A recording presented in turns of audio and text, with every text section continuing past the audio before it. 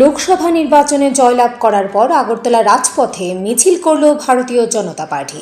এদিন দলের পক্ষ থেকে উপস্থিত ছিলেন মুখ্যমন্ত্রী ডক্টর মানিক সাহা, প্রাক্তন মুখ্যমন্ত্রী তথা পশ্চিম ত্রিপুরা সাংসদ বিপ্লব কুমার দেব, প্রদেশ সভাপতি রাজীব ভট্টাচার্য, বিধায়ক ভগবান চন্দ্র দাস সহ অন্যান্যরা।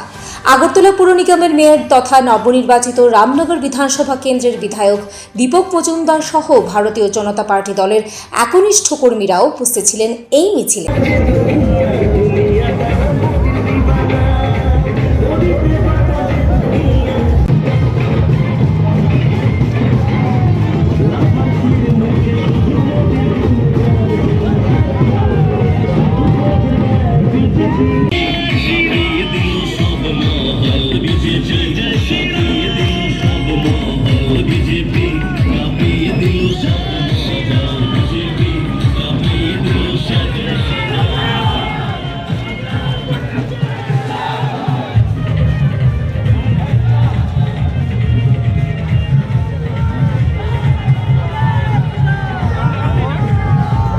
নির্বাচনী কার্যালয়ের সামনে থেকে শুরু হয় মিছিলটি। গোটা আগরতলা শহর পরিক্রমণ করে মিছিলটি।